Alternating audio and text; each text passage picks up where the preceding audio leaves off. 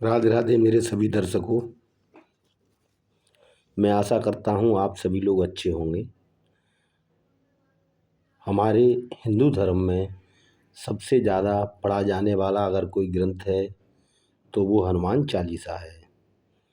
हनुमान चालीसा कब लिखी गई, किसके द्वारा लिखी गई, किन परिस्थितियों में लिखी गई, मैं आज इसके बारे में आपको संपूर्ण जानकारी दूंगा और हनुमान चालीसा पढ़ने का क्या लाभ मिलता है ये भी मैं आपको बताऊंगा। हनुमान चालीसा गोस्वामी श्री तुलसीदास द्वारा रचित है। एक बार की घटना है, जब हिंदुस्तान के अंदर मुग़लों का राज्य था, तब मुग़ल शासक अकबर द्वारा एक बार श्री गोस्वामी तुलसीदास जी को बुलाया गया और उन्होंने श्री गोस्वामी तुलसीदास जी से कहा कि आप मुझे अपने इष्ट प्रभु श्री राम जी के दर्शन कराइएगा या मुझे मिलवाइएगा। तो तुलसीदास जी ने बादशाह से कहा कि हमारे प्रभु तो सिर्फ भक्तों को मिलते हैं या फिर जो उन्हें पूरे मन से, श्रद्धा से और भाव से जो उनका नाम लेते हैं, जो उनका भजन गायन करते हैं, वो उन्हीं को दर्शन देते हैं और किसी को दर्शन नहीं देते हैं।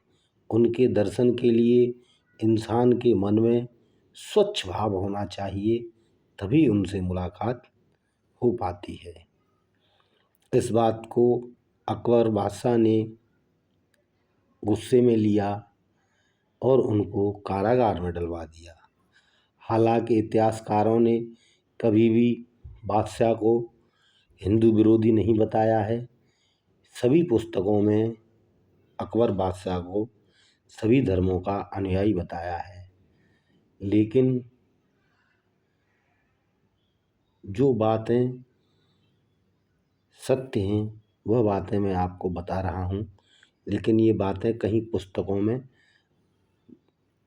दर्पण नहीं हैं क्योंकि इतिहासकारों ने इन बातों को नहीं दिखाया है। तो बादशाह ने तुलसीदास जी को, गोस्वामी को जेल में अंदर कारागृह में बंद कर दिया। तो जब कारागृह में बंद थे गोस्वामी तुलसीदास जी, तो उन्होंने कहा मैं यहाँ क्या करूँगा। तो वो राम जी का भजन कर रहे थे और राम जी का भजन करते करते उनके मन में विचार आया कि कुछ दोहे लिखे जाएं या कुछ चौपाई लिखी जाए। तो उन्होंने वहाँ अंदर बैठे बैठे दोहों और चौपाइयों को लिखना शुरू किया हनुमान जी के बारे में। पहले तो उन्होंने वंदना लिखी, तो वंदना जो है गुरु को अर्पित थी। जो हनुमान चालीसा है उसमें स्टार्टिंग में भी, आरंभ में भी गुरु को नमन है और अंत में भी गुरु को नमन है। जब आप हनुमान चालीसा पढ़ेंगे तो आप देखेंगे कि हनुमान चालीसा जो स्टार्ट होती है वो होती है श्री गुरु चरण से। तो पहले भी गुरु जी को अर्पित किया गया है और जब लास्ट में आप जब देखेंगे जो है उसमें भी गुरु जी को ही नमन किया गया है। तो इस तरीके का हनुमान चालीसा है। उसके बाद अकबर के कारागृह में जो तुलसीदास जी बंद थे, तो वो हनुमान जी का चालीसा लिख रहे थे। तो वहाँ बंदरों की जनसंख्या और तादाद बढ़ने लगी धीमे धीमे। बंदरों ने सैनिकों को वहाँ पर जो कारागृह में बाहर लगे हुए थे उनको परेशान करना स्टार्ट कर दिया और देखते ही देखते राजमहल में बंदरों का आतंक त्राहिमाम मचाने लगा। तो इन चीज़ों से परेशान होकर के जो अकबर के सैनिक थे वो उनके पास गए और उन्होंने वहाँ का हाल बताया। उन्होंने कहा महाराज ये तो बड़ी दुखदायक परिस्थिति बनती जा रही हैं और बंदर बहुत उत्पात कर रहे हैं और उन्हीं में से एक बूढ़ा बंदर तुलसीदास जी के पास जाकर के उन चौपाइयों को, दोहों को सुनने लगा। इधर अकबर को जब मालूम पड़ा, सैनिकों ने पूरा हाल बताया, तो उन्होंने मंत्रियों की सभा बुलाई और उनसे पूछा कि क्या करना चाहिए। तो उन सभी लोगों ने कहा, महात्मा तुलसीदास जी बहुत बड़े संत हैं और आप इनको छोड़ दो, नहीं तो बंदरों का आतंक यहाँ पर बढ़ता ही जाएगा। तब अकबर बादशाह ने उन सभी लोगों की बात को मानते हुए गोस्वामी तुलसीदास जी को रिहा करने का आदेश दिया। जैसे ही गोस्वामी तुलसीदास जी को महल से आज़ाद किया, तो वहाँ पर धीमे धीमे बंदरों की जनसंख्या कम हो गई और उनका आतंक भी कम हो गया। दोस्तों, श्री रामचंद्र जी जब युद्ध लड़ने गए थे, तब बंदर ही उनके साथ गए थे और बंदरों ने महल पे चढ़ाई की और श्री रामचंद्र जी के साथ में युद्ध किया। ऐसा माना जाता है कि हनुमान जी की जहाँ पर पूजा होती है, जिस घर में या जो भक्त श्रद्धा से हनुमान जी की पूजा करता है, वहाँ पर बंदरों का आना जाना स्वतः ही स्टार्ट हो जाता है। हनुमान जी को बंदरों की सेना का प्रमुख कहा जाता है। तो जहाँ पर हनुमान जी का गुणगायन होता है, तो वहाँ पर जो है बंदरों का आना जाना स्टार्ट हो जाता है। अब मित्रों, मैं बात करूँगा हनुमान जी के जो चालीसा है उसके बारे में। तो बहुत से लोगों का कहना है, क्या हनुमान जी का चालीसा पढ़ने से क्या लाभ मिलता है। मेरे मित्रों, हनुमान चालीसा का आप प्रतिदिन पाठ करेंगे तो जैसा कि हनुमान चालीसा में लिखा है कि जो व्यक्ति प्रभु की याद करेगा, चालीसा पढ़ेगा, उसको कभी भी भूत प्रेत नहीं सताएंगे, कोई अनैतिक घटना नहीं होगी। जो लोग मार्ग पर चलते हैं दुर्घटनाग्रस्त हो जाते हैं, आकस्मिक मृत्यु हो जाती है, ये चीज़ें हनुमान चालीसा को पढ़ने से कभी नहीं घटित होती इंसान की ज़िंदगी में। बहुत से लोगों का ये सवाल होता है, क्या हनुमान चालीसा से भाग्य भी बदला जा सकता है। तो मेरे मित्रों, मैं बता दूं आपको कि स्वयं शंकर भगवान ने इस चीज़ की हामी भरी है कि जो हनुमान चालीसा पढ़ेगा उसको कभी कोई दिक्कत नहीं होगी, और जो घटना घट सकती होगी उसको भी हनुमान जी टाल सकते हैं, और जो घटना नहीं घट सकती होगी उसको भी हनुमान जी टाल सकते हैं।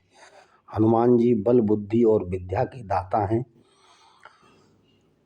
और वो आपको हर परिस्थिति से बचाने का कार्य करते हैं। प्रभु हनुमान जी श्री रामचंद्र जी के साथ युद्ध में गए, लक्ष्मण जी मूर्छित हुए तो उन्होंने तुरंत पवन के वेग से अत्यधिक तेज चल करके मन की शक्ति से भी बहुत तेज चल करके संजीवनी बूटी वहाँ से लाए, पर्वत को लेकर के आए, जिससे लक्ष्मण जी का प्राणों को बचाया गया। तुलसीदास जी हनुमान जी को स्वयं गुरु मानते हैं, क्योंकि तुलसीदास जी को प्रभु श्री राम जी के दर्शन नहीं हो रहे थे। तो तुलसीदास जी बहुत उदास थे और उन्होंने हनुमान जी से पूछा कि प्रभु मुझे तुलसीदास जी ने पूछा कि मुझे प्रभु के दर्शन कैसे होंगे। तो हनुमान जी ने बताया कि आप जो है चित्रकूट के घाट पर जाइए और वहाँ पर प्रभु श्री रामचंद्र जी के दर्शन होंगे। तो तुलसीदास जी चित्रकूट के घाट पे गए। वहाँ पर बहुत ही श्रद्धापूर्ण भाव से, बहुत उदास मन से वो प्रभु को देखना चाहते थे, मिलना चाहते थे। प्रभु हर इंसान के दिल में है, हर इंसान के मन में हैं, हर जगह पर हैं, लेकिन उनको देख पाने के लिए वो दृष्टि होनी चाहिए। अगर वो दृष्टि नहीं है उनको पहचान पाने की, तो जो है बहुत मुश्किल है उनसे मिल पाना। मैं यहीं पर एक दोहा कहना चाहूँगा, मुश्किल होती हैं आसान बड़ी मुश्किल से, आदमी बनता है इंसान बड़ी मुश्किल से, टूटने वाले को ढूंढने वाले को मिल ही जाते हैं भगवान, पर पहचान होती है बड़ी मुश्किल से। लोगों प्रभु तो बड़ी आसानी से मिल जाते हैं, और